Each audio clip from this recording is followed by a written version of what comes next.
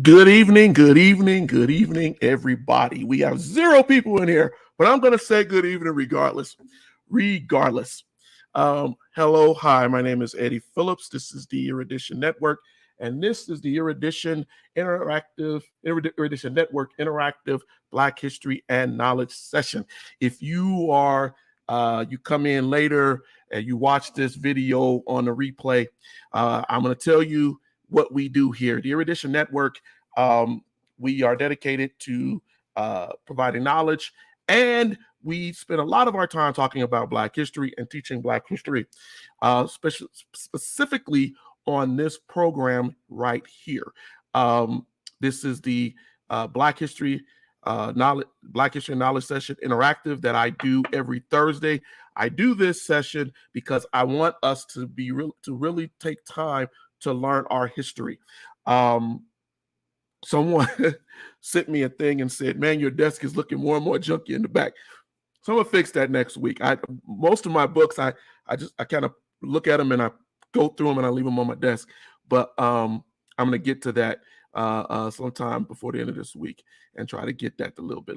It doesn't look that bad to me, but to get it to look a little bit better than what it does. I, over the last few weeks, have been doing a program. Hey, Sean Anthony, good to see you. Have been doing a program where we talk about the African in history. I think tonight, this is like my third episode, kind of going into the African and talking about the history of Africa, and kind of trying to touch on some things that aren't generally known, because there's so much to talk about. There's so much history to cover. I don't believe that, we even touch half of it in our schools. I'm pretty sure of that. And so what I try to do on this program is provide that information, to do that in a way where you can learn some things. And sometimes, sometimes some of that stuff is really difficult. You know what I'm saying? Because what it does, there's so much to share, that it becomes a little hard sometimes, because I'm going over these particular things about Africa, or I'm going through certain particular things of history, and a lot of them are complex issues that we try to explain in a very, very, I won't say just as easily as we can. That's probably the best way to say it, because it's so difficult to pull that scab, so to speak. We've gotten scabbed to what we think we know and who we are. And so I try to do this program to talk about that. If you're joining us for the first time, or you watch this on YouTube or Facebook for the first time, please share it and encourage your friends and family to share it. Getting on here, I had posted about a week or so ago. I said I see very few, and I probably spoke up on something, but I hope I do, historians that actually get on every week to share some knowledge with you. I see posts on Facebook and things all the time, but they're not verified history a lot of times. And sometimes I go to the people on those pages and I say, hey, you might want to check the source on that. And I try very hard with Erudition that we go in and we check our sources and we look at what we're trying to tell you, and knowledge that we're trying to provide to you really, really in-depthly. We really try to go in and make sure, where do we get this from? Where do we know this from? It's a lot of studied information. So it's not just anything thrown at you. So I encourage you to share this broadcast and get other people um, to watch and to join in, because it is an interactive. I made it a live interactive. I could easily teach history lessons online, stand alone, record them, and just throw them out here on the internet. But I wanted this to be a back and forth with a discussion, and where people could ask questions, and we can delve into these things a little bit more than just an actual me just teaching you on a lesson. We have those that are coming out, and I've done some erudite insights where we talk about some things, but we have other programs that will do that. But this is really for us to be interactive and to talk about our history, who we are, where we come from, and to share that with our children and our people. Tonight, I'm going to talk about something that we don't typically talk about. I think I touched on it a few months ago, a little bit, where I discussed math. And let me tell you something. I'm not a lover of math, but I understand its function and its purpose. I'm not one that wants to go out and write out huge equations and try to figure all of that out. That's not my thing. But what I do is I try to understand its function and its purpose as it pertains to life, right? And how it can be used, and how it can be changed, manipulated, adjusted to fit. And so tonight, as we go through this, I was thinking, because I was going to go in to talk about the Nubian kingdoms. I wanted to get in to talk about Kerma, get into the Kushite, but we will do that coming up next week. What I really want to talk about tonight is the math of Africa. Because if you remember last week, we spoke a lot about the topography, the weather, the environment.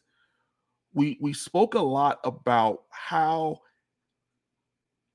that determined how Africans migrated, right?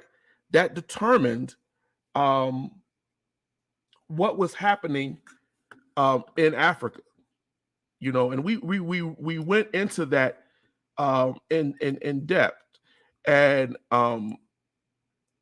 I think it's a difficult subject because we talk about some science there, right? We talked about how the indigenous Neolithic people had to adjust because, use my globe if I can get it from over here. Actually, I have a smaller one. We talked about how the Earth, the topsy-turvy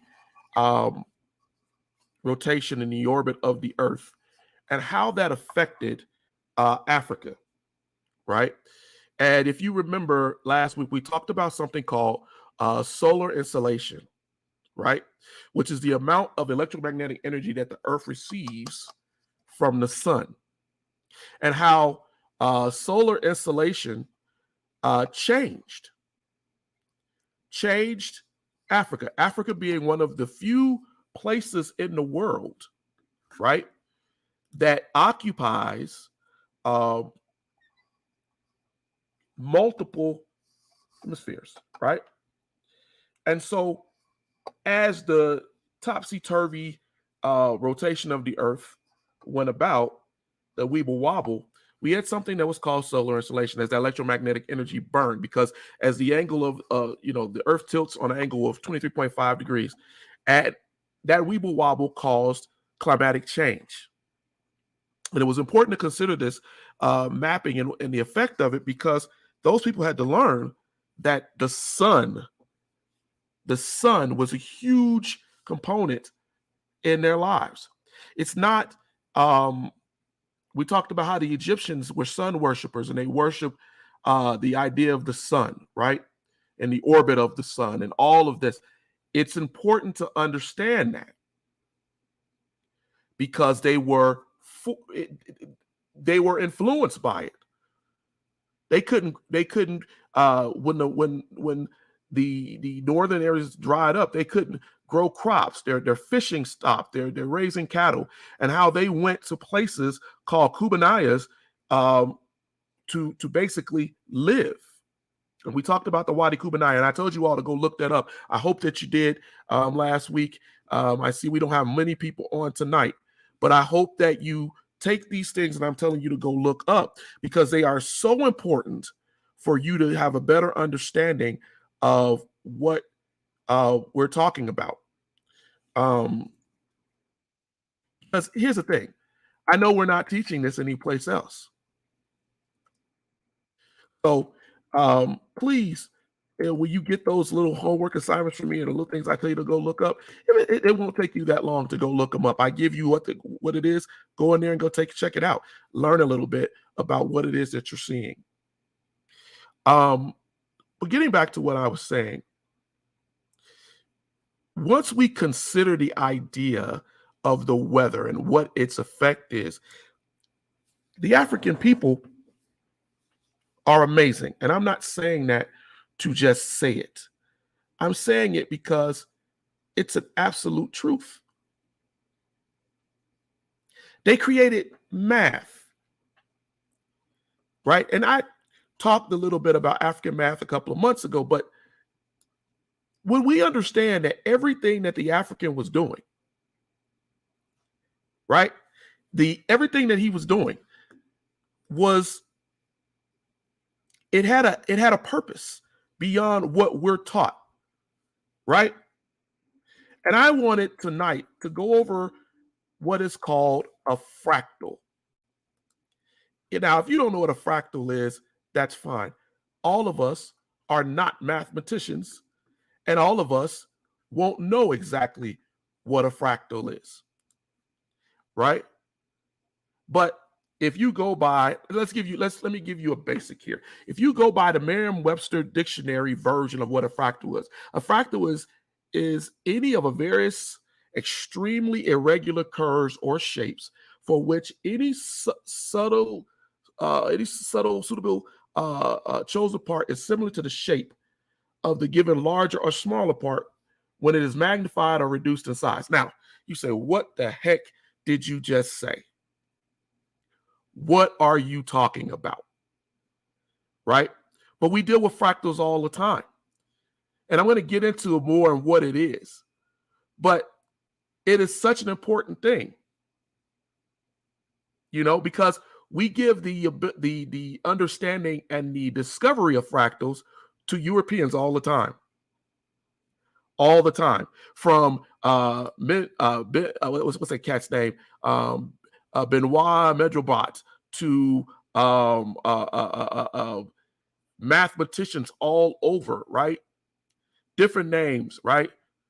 Hugo Sanitaria. There's so many different people. But here's the thing. It is definitively understood that the idea of these fractals come from Africa. And as we get into this lesson tonight, and you get a better understanding of how important fractals are, if you don't know what they are now, right? You'll get a better understanding of what it is and why it is. Because I'm going to tell you, most people don't know. Most people aren't aware. And I wanted really, really desperately to go into this as I was considering what I was going to talk about tonight. I said, I've never really talked about fractals. And so I wanted to do that tonight so we can really, really get into it. Sean Anthony, I see, is on here. And Sean Anthony loves math. He absolutely loves math. Or at least that's what he tells me. So you will probably enjoy this tonight, Sean Anthony, as we go into this. But let's get into it. I was trying to hesitate for y'all because we started a little bit late. But if you missed this, live, please leave something in here after you watch the replays or catch it later. But let's get into this thing here. So fractals. I'm going to share a picture. That's what I'm going to do, because I very rarely go in and make PowerPoints. And one, because it takes me some time, a lot of times that I don't have, and I want to make sure, but I do want to give you some visuals every now and again. So I'm going to share this, and we're going to hit this. One moment to share my screen to you. Now, this should say very, very basic, right? We've seen cornrows, right?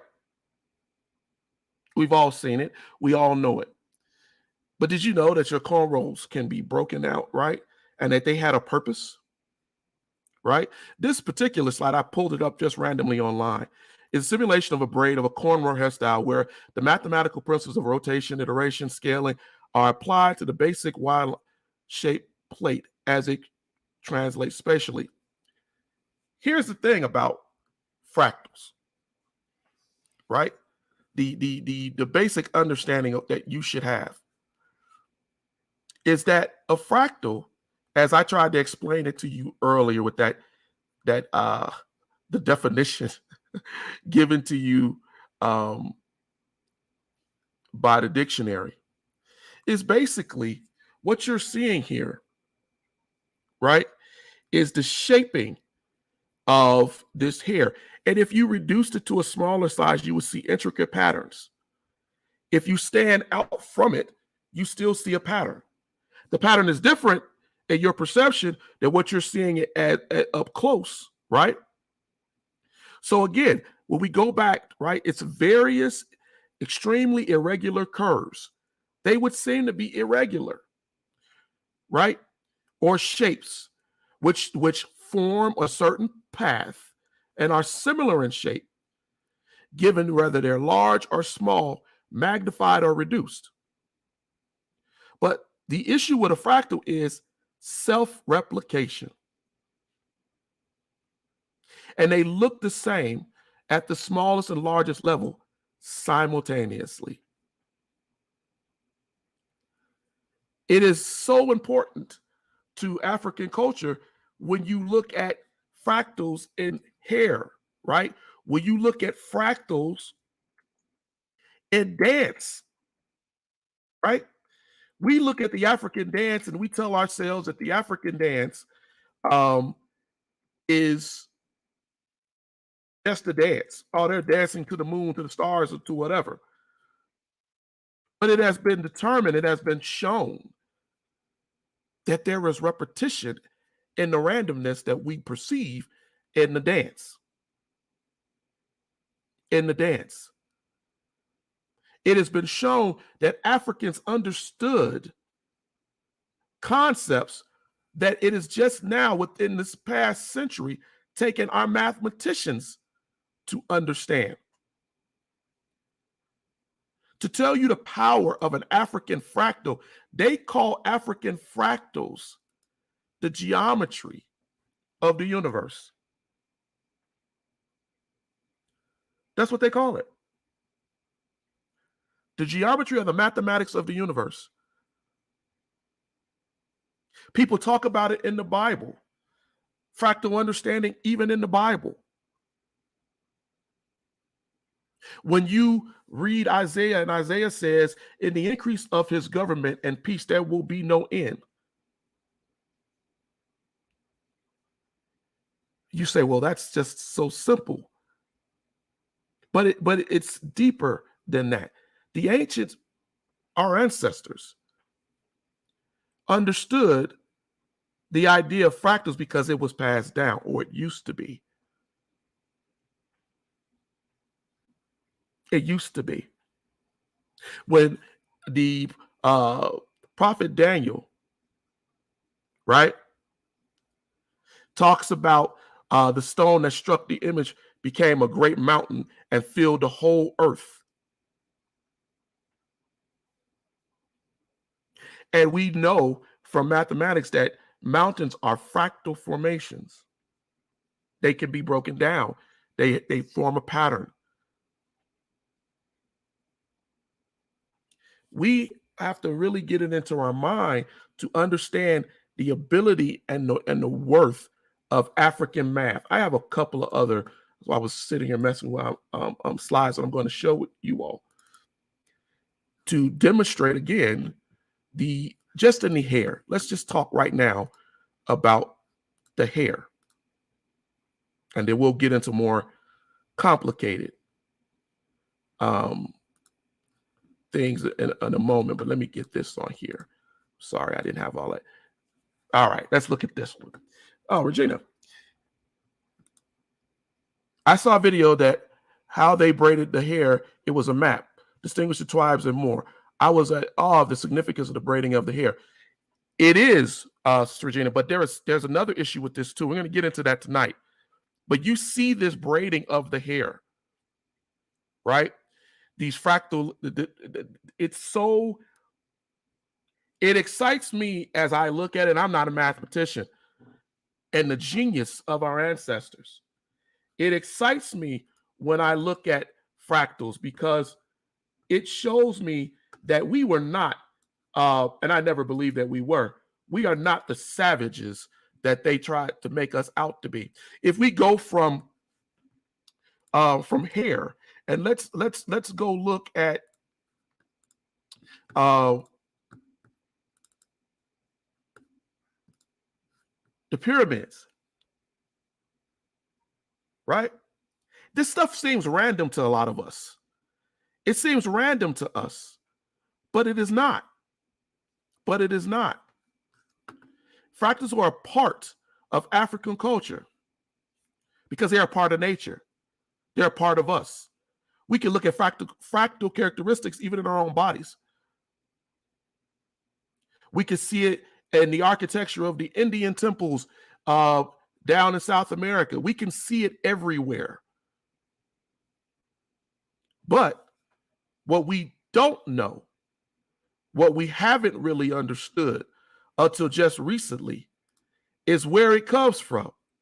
See, we gave so much, and we still do. We give so much credit to the European mathematicians. We say that all of this comes from them, and not realizing, or maybe not wanting to realize, that we don't come from an ignorant people. We don't come from an ignorant culture. The fractal lines within villages that all fall into the idea of what a fractal is. It is so important for us to understand this because, see, once you know, once you get it in your head that there's worth to you, to who you are, you can raise your head a little bit higher. You can tell your kids, right? If you ask people who's best at math in the world, most of us will hear, oh, the Asians. It's a racial stereotype. And unfortunately, a lot of the computations like I Ching and things like that, they came from Africa. They came from Africa. The Barca, they have a thing that's called Barca sand divination, where they use fractal math to determine possible outcomes in life, right? We later call it hoodoo, voodoo, whatever you want to call it, right? Fortune telling, whatever it is, right? But they've been doing this for thousands of years. And it is only up until recently that ethno mathematicians, right, going around the world have found and realized, wait a minute, where are these computations that we know, where do they come from? And they've gone into Africa and actually have offered these people money. These are people who consider themselves to be holy folks. They would not take their money and would not be paid off to share with them ancient secrets. But it did leak out. We know for a fact that in the 12th century, Hugo Santanera took the math from the Islamic Africans and he took it to Spain. When he took it to Spain, they called it alchemy. Alchemy. And they had to hide it from the Roman Church. And the alchemy community was doing things with this derived math that they got from Africa. And when it got further into Europe, they called it geomancy. And if you were to go look up geomancy, you see it all the time. People throwing bones, people using dots, people doing things. Geomancy was also used to how you structure and place homes. The same way that the Africans did. How you design fixtures. Get online and go look up geomancy. Get online and go look at the intricacies that you see in buildings throughout Europe that would have never been possible without the fractal knowledge in Africa, without the mathematics of Africa. They turned to geomancy in Europe, and it was used by kings. Kings would use it to determine their fates. They would call in people and say, hey, play with these numbers and show me this geomancy and tell me, am I going to make it through this battle? Using a little understanding of the African math that was divined from African people, taken and then used in other cultures. But see, that's so important because as they took this into Europe, it stayed with them. The German mathematician Leibniz became aware of the system and learned the system. And what he did was he changed the lines, the hexes and the numbers and the bones to ones and zeros. Do you see where I'm going with this? He changed, he's known for his book, Explanation of Binary Arithmetic. But he took an African-based mathematic concept and he turned it to binary. George Boole went further. He took what he learned from the explanation of binary arithmetic, and he created what is known as Boolean algebra. And that was used. People are here and American people, and then John Van Norman took Boolean algebra, and he created programs to create the digital computer. That very phone that you're holding in your hand comes from your ancestors. Knowledge. It comes from knowledge from your ancestors. All digital computers, that the one I'm talking to you right now, come from the fractal and deterministic chaos, we're going to get into that, examined in Africa thousands of years ago. There is a term called deterministic chaos. Has anybody, the few that are on tonight, have you ever heard of deterministic chaos?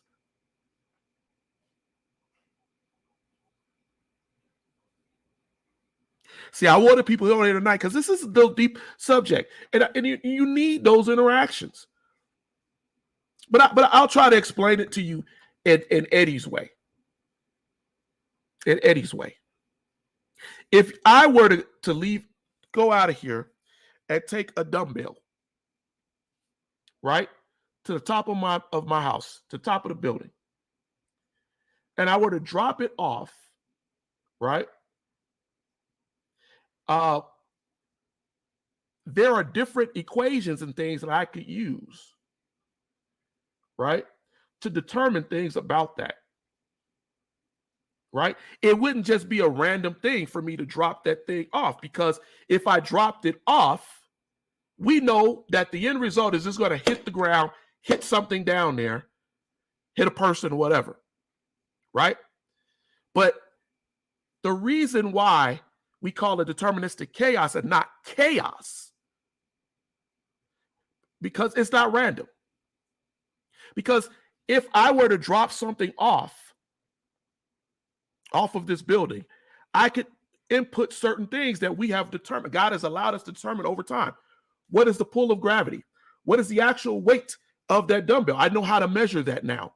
What is the weather density or air density? What's the weather like outside? How will that affect the pull, the direction of what I dropped, et cetera, et cetera? I could use many different equations to give me a determination of what will happen. And you do this to learn how fast something may drop, how hard it may hit, what is the force that it will apply. And we use equations that we've learned in school. We've all learned them. And these equations allow us to know how many things, how many possibilities can happen. And it allows us to determine what will happen, right?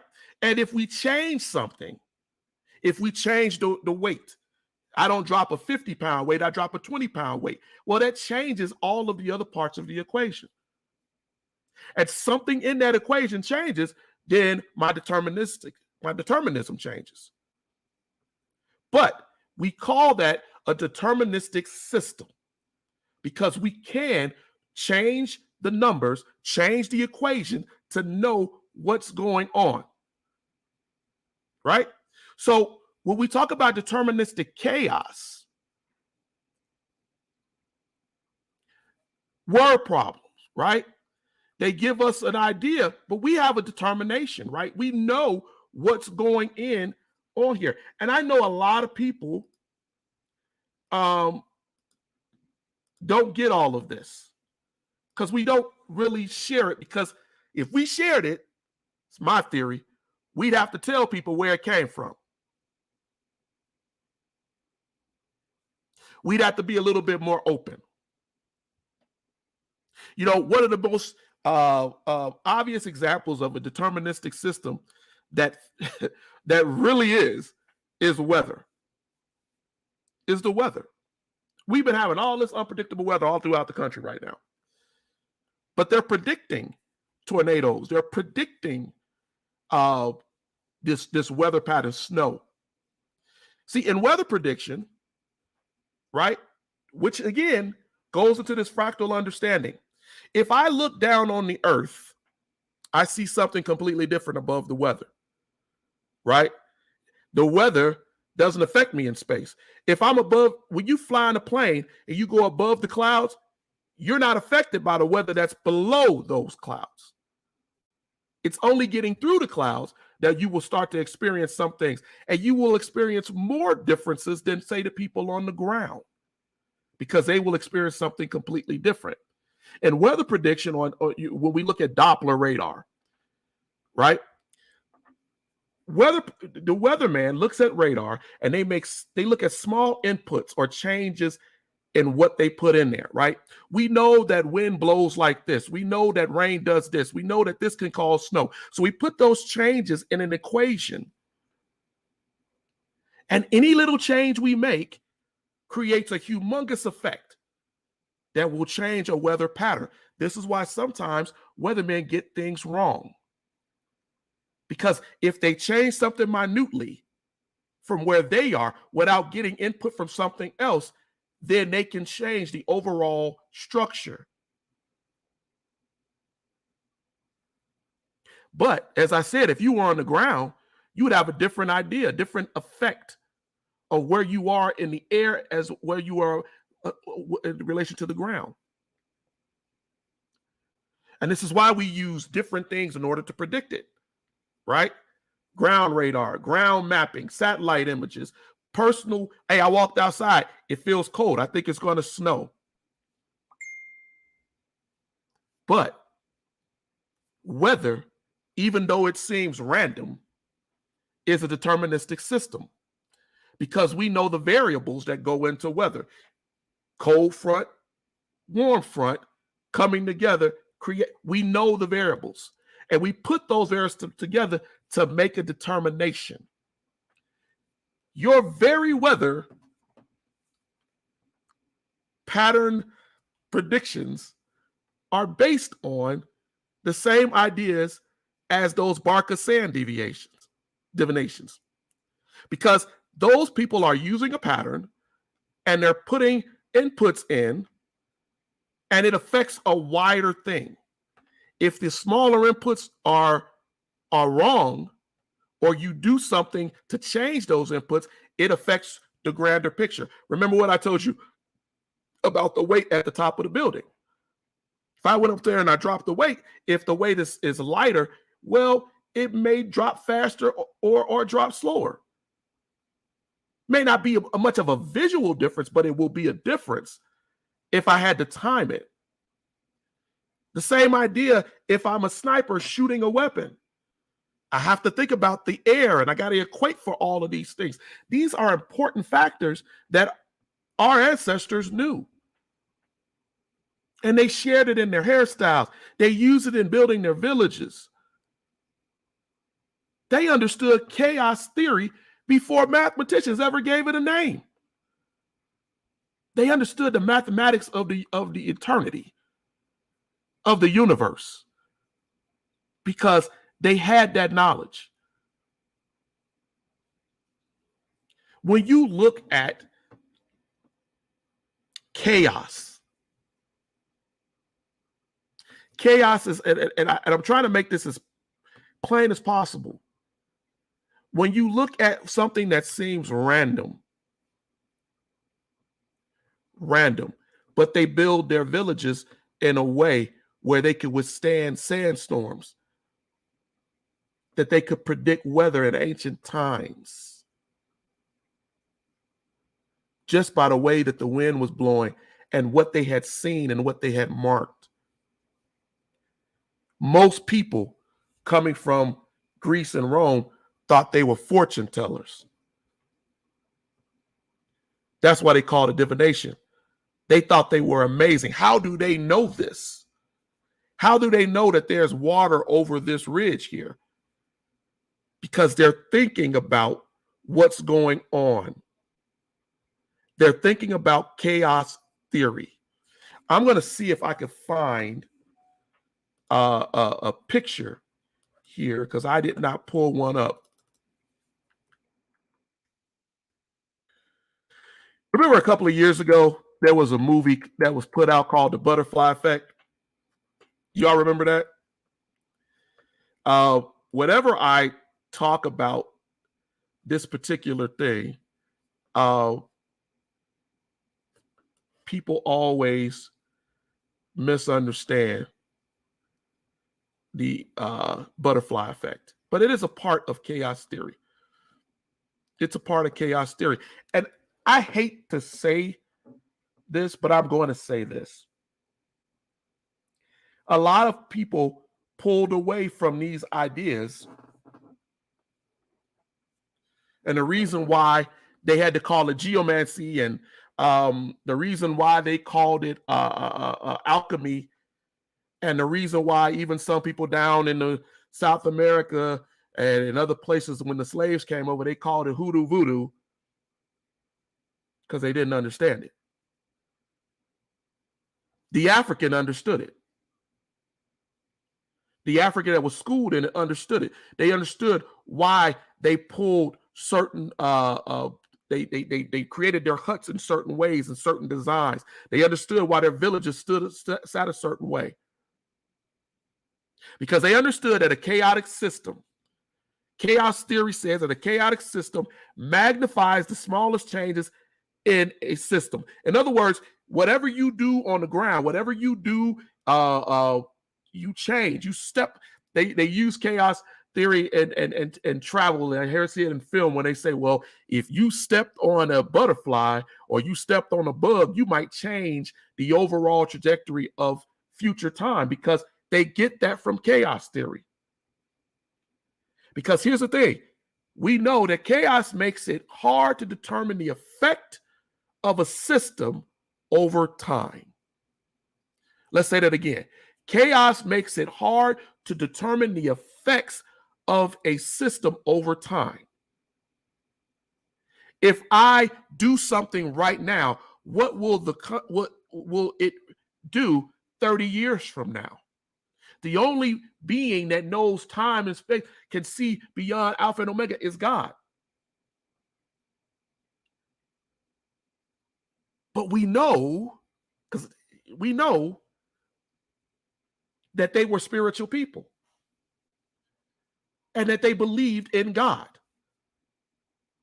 And so when they looked at these systems, they said, okay, so it's impossible to predict the changes, right? I don't know what it's going to do.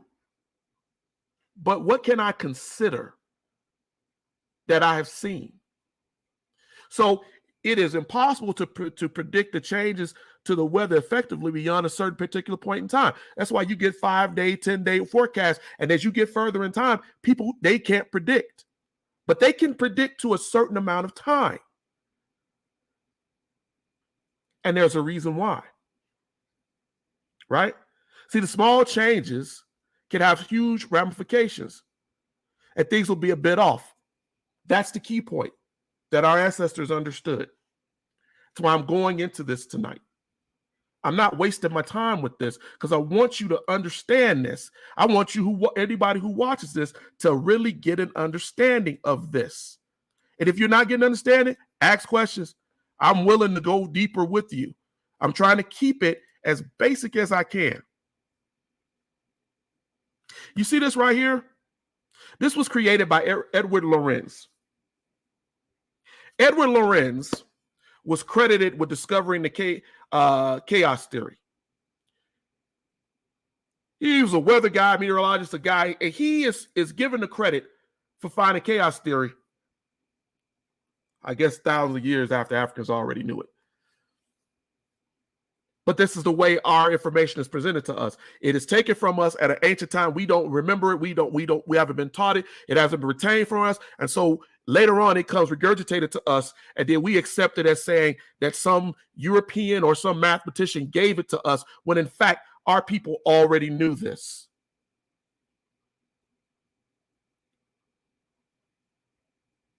There is a thing, if you look at this pattern here,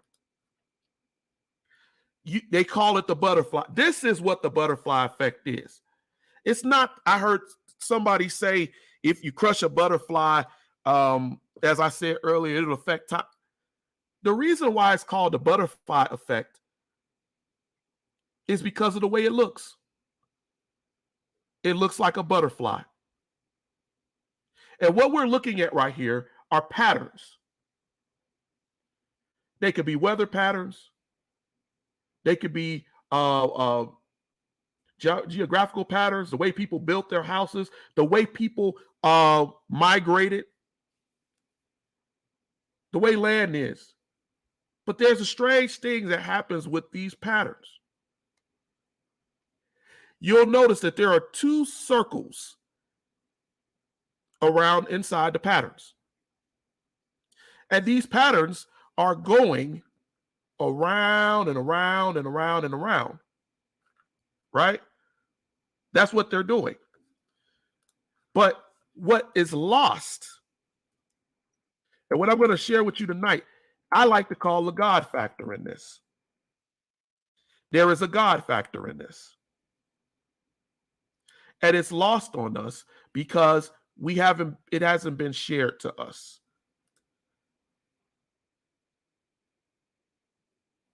Right? So when we look at this pattern,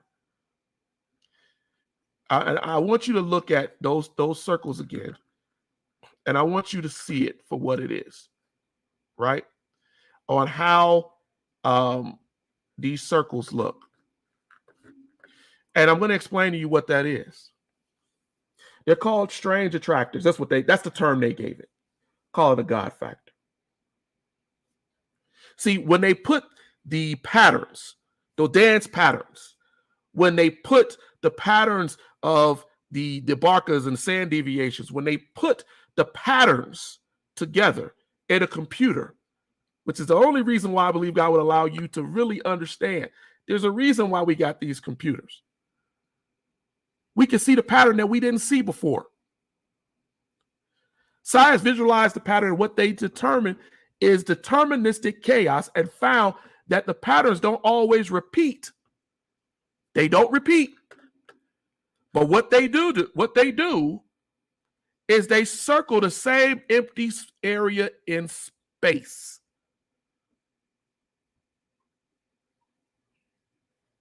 The attractor, as they call it, or the God factor, shows that there is something that draws the universe, the people, weather patterns, everything that draws the occurrence in, so it is not random. This is not random. They can make a movie and tell you the butterfly effect is about Ashton Kutcher falling in love with a girl and trying to not let her family get killed. But the truth of the butterfly effect is our example of understanding how our ancestors built their communities, how they did their math, how they divined where they would go. But that's taken from us and given to us in a different way. Due to the ancestral math, due to our ancestors' math, people have been able to make calculations that send our people to the moon, to shoot up thousands of satellites throughout the world, to launch probes into outer space and know that they will come back, or know how far out they will go. We talk about hidden figures, and we talk about the women who helped the moon project. But math is a part of our ancestry. Math is a part of how you look at the Seminole, the Maroons, who would know, I'm going to go this way because I know I'm going to find water here. Why? Because there's a pattern here. I see it in what I'm looking at.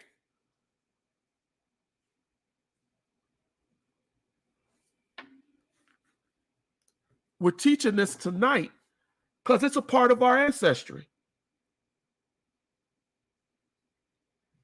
They could put all these Anglo-Saxon names. They can give Edward Lawrence credit, right? They could say that Hugo Santari. They could give it credit in Spain and England and Germany. They can do all of that, but you don't even know that it comes from your people, and they still use it. And what they use it for.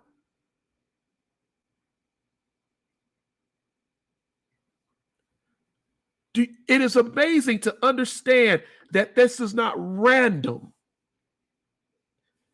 And when I talk about the God factor, I want you to understand, I'm saying that to let you know that these factors aren't random, because call it a strange attractor, call it whatever you want to call it, but it pulls at the pattern.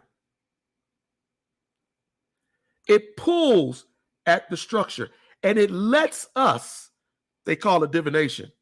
We call it weather prediction. It allows us to see just a little bit.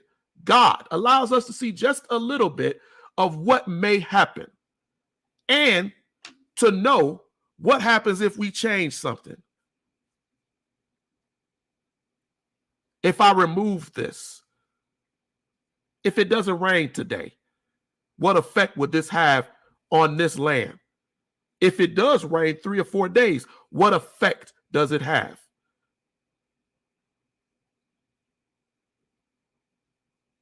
When Jesus says the kingdom of heaven is within you, Luke 17:21, right? And he's letting you know that we are spirits. If you were to look at people at the tops, go up in a plane and look down, what do you see? Dots that you assume are people going back and forth. If you went closer and closer, you will start to be able to divine the people. That fractal understanding is essential. Is essential when you consider that these were people who ancient people, we assume never flew, never were above the clouds, but they understood the visual difference.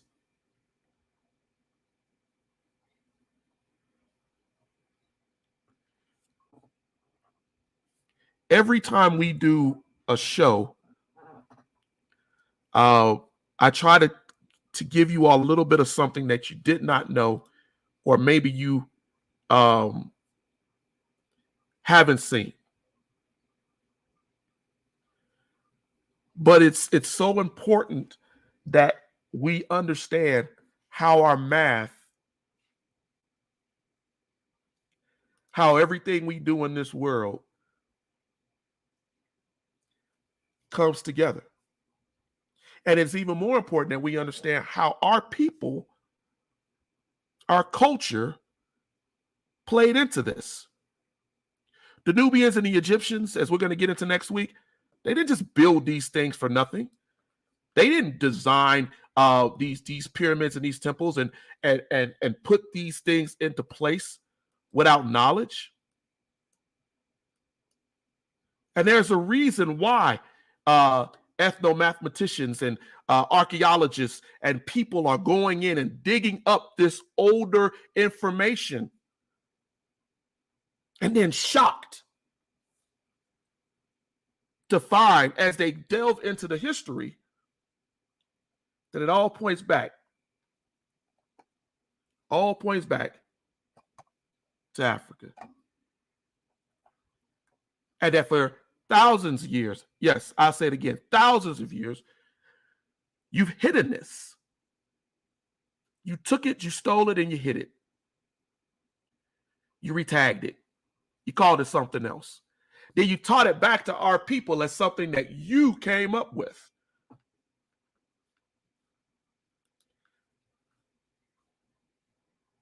When you look at deterministic chaos, as I explained it, and you understand how much it plays into the knowledge that we have now,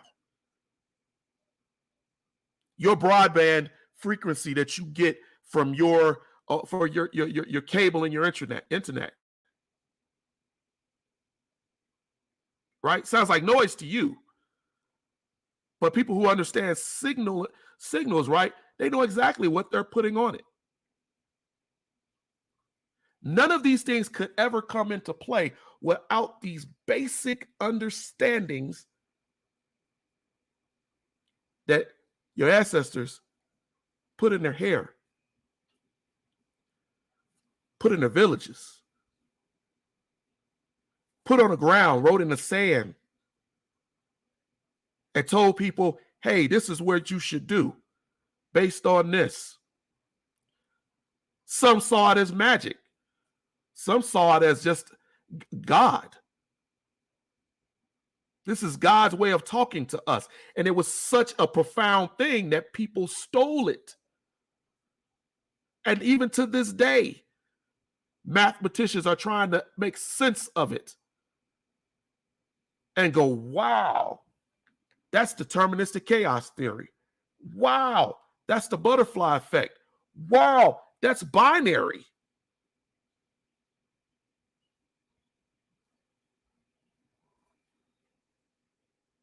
When you look at Birkhoff, Turing, Poincare,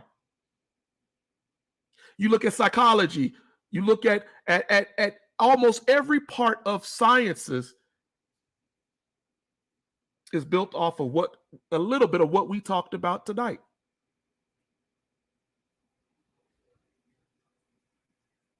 A little bit. Because it goes deeper.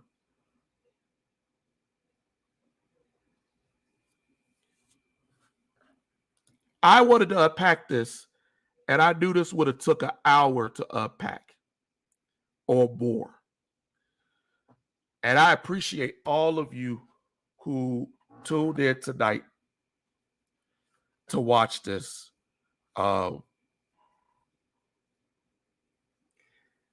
I love teaching history, and I love doing this interactive, and I will continue. But as we get further into who we are,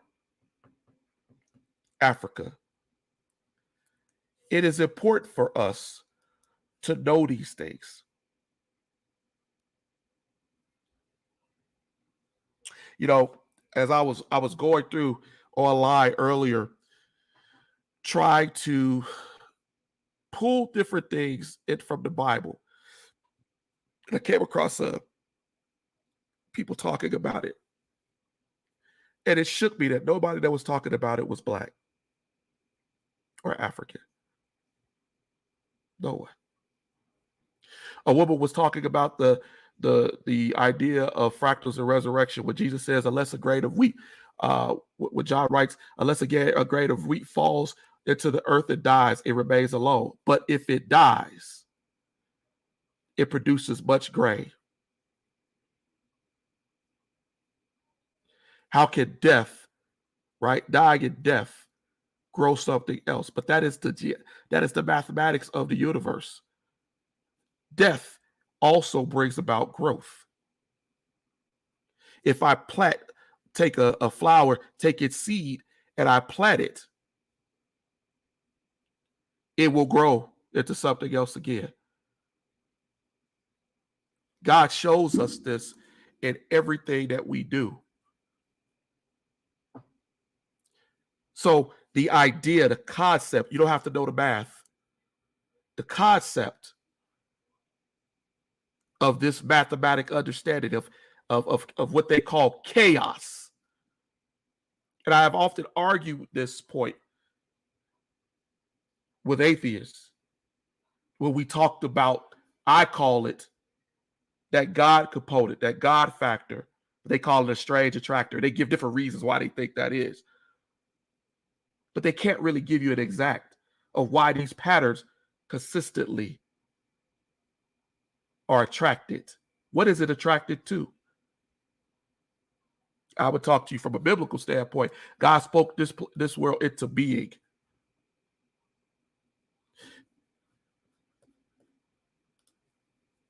Sister Regina, that's like with global warming. The iceberg melting has a great effect on the Earth's atmosphere. One change can affect multiple things. God placed everything in a certain place that the Earth can maintain life. But man, with all the microwave pollution, we see it to be a threat to Earth, period. That's why they're trying to see what's exactly.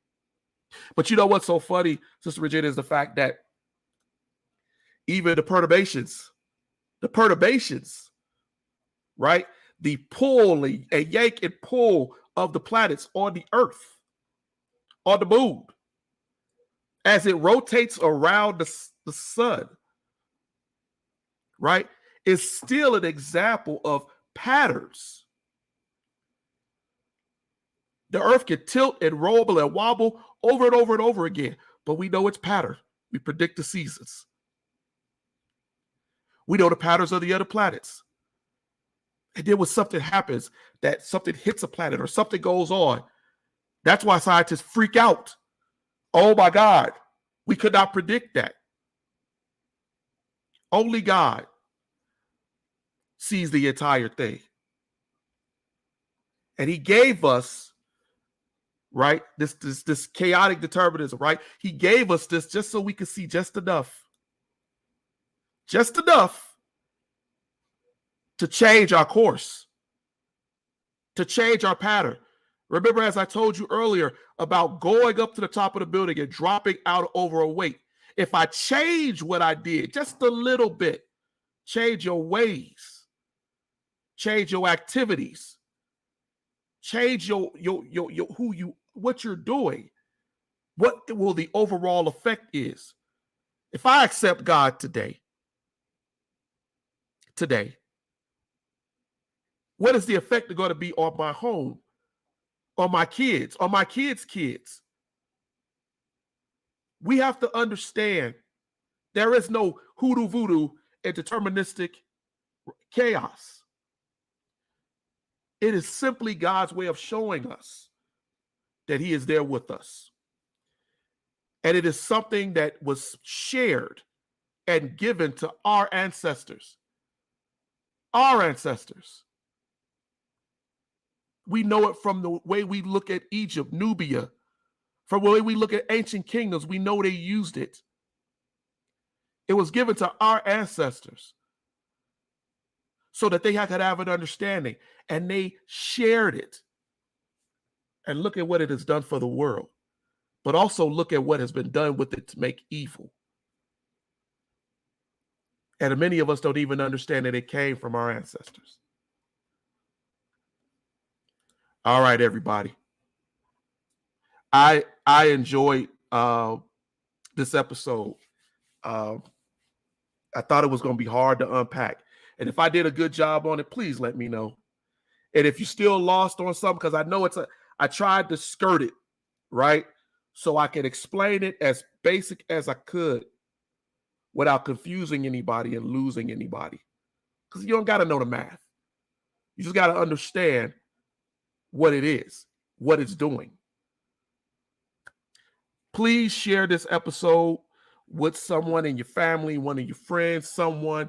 Help us to grow this network. I get on here every Thursday. I put my heart out here every Thursday to do this because I really, really want us to learn who we are. Hey, I'm looking for people to come on the show.